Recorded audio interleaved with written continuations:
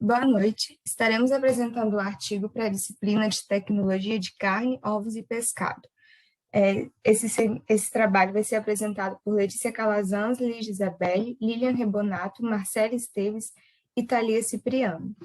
O nome do artigo a ser apresentado em português é Oportunidades e limitações para a produção de carnes fermentadas seguras, sem nitrato e nitrito, usando uma cultura inicial antibacteriana de Staphylococcus shuri. Esse artigo é de 2016 e foi publicado na revista Food Control. Bom, introduzindo o trabalho, nós sabemos que o processo de produção de uma carne fermentada normalmente está associado à ação de bactérias produtoras de ácido lático e ao Staphylococcus coagulase negativo, que estão naturalmente presentes na carne ou são adicionados como cultura starter ou culturas iniciadoras. Essas culturas podem produzir bacteriocinas ou substâncias semelhantes às bacteriocinas, que podem melhorar a biossegurança dos alimentos. As bacteriocinas são peptídeos ou proteínas com atividade inibitória contra espécies relacionadas, muitas vezes incluindo patógenos alimentares. Por exemplo, alguns lactobacilos conseguem produzir bacteriocinas que têm ação contra a listéria. Bom, o Staphylococcus aureus e o Clostridium botulinum são importantes agentes causadores de doenças quando presentes nos alimentos. Por isso, tem se procurado novas biotecnologias, novas tecnologias, para que a gente consiga acabar com esses patógenos nos alimentos.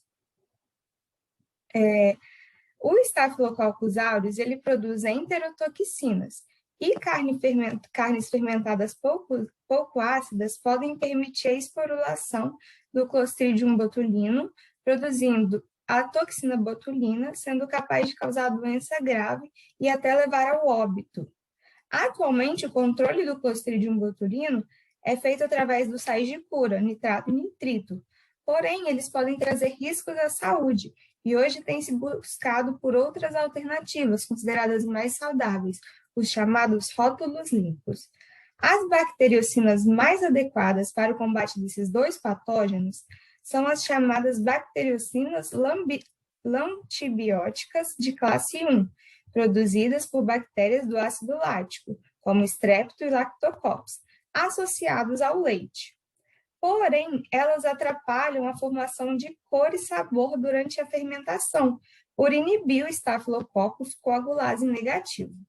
Esse artigo, então, ele tem como preceito ver a ação de um Staphylococcus coagulase negativo contra o Staphylococcus aureus e o Clostridium botulinum. Então, o objetivo desse estudo foi investigar as potenciais atividades inibitórias de uma cepa de Staphylococcus coagulase negativo, especificamente o Staphylococcus shuri, isolada de um produto carne fermentado e caracterizada preliminarmente como antibacteriana para Staphylococcus aureus e Clostridium botulinum. Além disso, a sobrevivência e a produção de antimicrobianos da cepa, bem como seus efeitos inibitórios em cocultura de Staphylo aureus, foram avaliados em um modelo de salsicha fermentada sem adição de nitrato e nitrito. Materiais e métodos. Bom, quanto às cepas bacterianas e as condições de crescimento das mesmas. O isolado de carne Staphylococcus shuri I20-1 foi explorado em relação à sua atividade semelhante à bacteriocina, como já disse. O controle negativo foi feito através da cepa não bacteriocinogênica G160 de Staphylococcus shuri. Lactobacillus saccharis CTC 494, que é uma bactéria do ácido lácteo, foi utilizado como cultura inicial para a acidificação fermentativa dos modelos de carne. Foi realizada também a análise do espectro inibitório através de um experimento de triagem, para determinar o espectro antibacteriano do Staphylococcus shuri, realizado contra 50 cepas indicadoras, utilizando um teste de antagonismo diferido e um teste de mancha de água. A atividade anticlostridial também foi testada contra esporos de 4 cepas de Clostridium botulinum, que são as cepas 2, 3, 4 e 5. Quanto à caracterização da tolerância térmica e natureza proteica do composto antibacteriano de Staphylococcus shurai. Bom, foram preparados sobrenadantes de cultura sem células de Staphylococcus, diluídas com solução tampão de fosfato de sódio. Para verificar a tolerância térmica do composto, foram realizados diferentes tratamentos térmicos e depois foram imediatamente resfriados a 4 graus Celsius e manchados dentro de 1 hora após o procedimento de teste de mancha de água. A natureza proteica do composto antibacteriano foi testada pela adição de proteinase K e posterior incubação. Quanto à cinética de produção do composto antibacteriano do Staphylococcus shurai durante o crescimento em meio BHI. Bom, após a inoculação de uma cultura e subsequente homogeneização, as amostras foram retiradas no tempo zero e depois a cada 2 horas até as 18 horas de incubação. O crescimento bacteriano foi seguido em agar de sal de manitol e expresso como unidades formadoras de colônia por ml. Bom, para a aplicação de Staphylococcus shurai I20-1 em modelos de salsicha fermentada, foram utilizados modelos com carne moída de porco fresca. E essas salsichas foram divididas em 4 lotes diferentes, ao qual foram preparadas, e cada um consistindo em vários modelos de salsichas de uso único. Metade dos lotes foi inoculados com Lactobacillus Sakei CTC 494 e Staphylococcus shurai I20-1, com ou sem cepa de Staphylococcus C26, resistente à meticilina e rifampicina. Os demais lotes foram inoculados com o Lactobacillus e o controle negativo com Staphylococcus shurai G160 com ou sem o Staphylococcus C26. Bom, para classificar e identificar os isolados, foi utilizado a impressão digital de PCR, seguida de sequenciamento representativo de gene. Para a determinação da produção de compostos antibacterianos, foram utilizados 5 gramas de amostras de carne fermentada, foram colocadas em HBHI, inoculado com uma das cepas indicadoras. E houve a avaliação das zonas de inibição após a incubação, que foi realizada anaerobicamente para as cepas de Clostridium botulinum. Resultados. Bom, se tratando dos resultados obtidos em relação ao espectro inibitório, caracterização e produção do composto antimicrobiano de Staphylococcus shurai I20-1 em meio BHI. O composto antimicrobiano ele foi particularmente ativo contra as cepas de Staphylococcus aureus e Clostridium botulinum. E para verificar a tolerância do composto antimicrobiano à inativação térmica, os sobrenadantes da cultura de Staphylococcus shurai foram submetidos a tratamentos térmicos. E esses tratamentos, mesmo aqueles esterilizantes, foi capaz de tolerar, né? O composto ele tolerou a temperatura. Bom, em contraste, ocorreu a perda da atividade após a incubação com proteinase K, implicando na degradação proteolítica do composto antimicrobiano.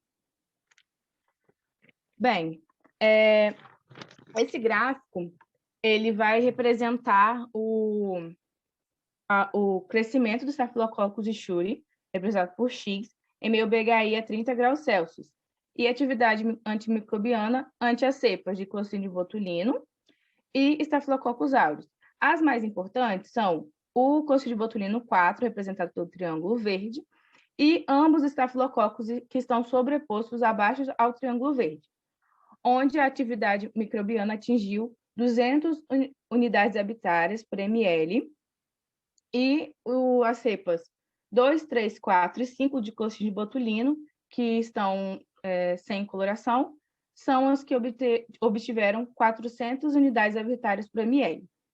Apesar, né, de serem resultados diferentes, houve essa inibição no crescimento, né, após as 9 horas de teste. Então, ele teve esse crescimento exponencial e após 9 horas de teste, o Staphylococcus shuri foi capaz de inibir o crescimento. E pode passar. É isso. Bom, agora em relação à aplicação do Staphylococcus shuri e 20-1 em modelos de linguiça fermentada. Bom, os quadrados vermelhos representados pelos gráficos representa o Lactobacillus sakei, que é responsável pela fermentação do produto, o losango verde, o Staphylococcus shuri I20-1, e o losango azul, o Staphylococcus shuri G160, que é o controle. E pode-se observar que durante a fermentação houve aumento rápido das bactérias de ácido láctico, representado pelos quadrados vermelhos, e com o resultado da fermentação, o pH teve uma queda significativa, de 5,6 a 5,7 para 5,4 a 5,2, que é representado pela linha tracejada. Bom, e o que é mais importante de se observar é que apenas no lote B observou-se que ocorreu a inibição do Staphylococcus aureus. Isso porque foi nesse lote onde foi inoculado o Staphylococcus shuri I20-1, né, que pode observar, então, o seu potencial de inibição, né, nesse início do processo de fermentação. Pode passar. Bom, e falando agora sobre essa tabela, ela representa as duas cepas, a patogênica e a não patogênica, sob Staphylococcus aureus e Clostridium botulinum, as diferentes cepas, né? Bom, e ela pode-se observar que os sinais negativos, eles representaram a zona de inibição, ou seja, não sensibilidade, e o positivo, a sensibilidade. Bom, observa-se que após as 140 horas de fermentação, a cepa patogênica, ela produziu consistentes zonas de inibição, todos sinais positivos. Enquanto nas 20 a 68 horas, observa-se sinais negativos para algumas cepas de Clostridium. Isso pode ser explicado porque o crescimento do Clostridium, ele é lento e variável.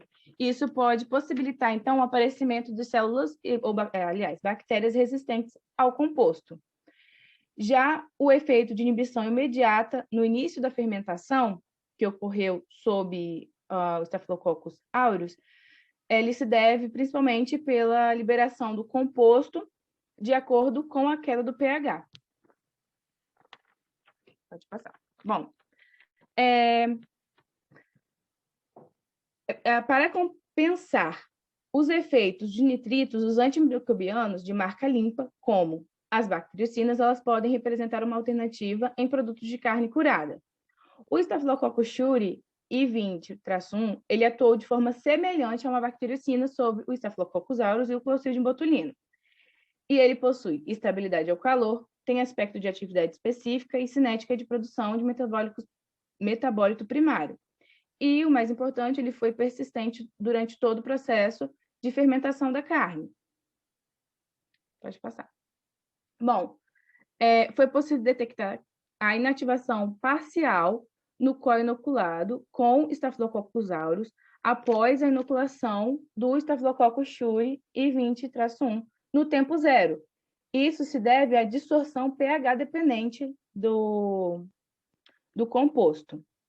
Bom, apesar dessa liberação, né, do composto antimicrobiano e da inativação inicial parcial do Staphylococcus aureus, o Staphylococcus shuri não foi capaz de remover completamente o risco de insegurança alimentar, como observado na tabela, pois ele não inibiu completamente o crescimento do Clostridium. Outros obstáculos que podem contribuir para o controle dos patógenos de origem alimentar, como são procedimentos de secagem e acidificação inadequadas. E a eficácia das bactericinas, elas ainda dependem de fatores ambientais, como temperatura, atividade da água, pH, composição e estrutura dos alimentos, e ainda de outros micro-organismos presentes nos alimentos. Com isso, pode-se concluir que o uso do Staphylococcus coagulase negativo, produtores de bactericina, oferece oportunidade interessante para combater os clostrídeos e os Staphylococcus aureus em carnes fermentadas. No entanto, há problemas, como a falta de latência da cepa produtora no produto, ou seja, esse composto ele não vai permanecer até o final, só durante o processo de fermentação, como foi observado, produção in situ potencialmente insuficiente do composto e resistência da cepa-alvo, como, por exemplo, os clostrídeos. Então, mais experimentos são necessários para avaliar em quais processos exatos e em que grau essas culturas bioprotetoras podem falhar ou ter sucesso. Muito obrigada pela atenção de vocês.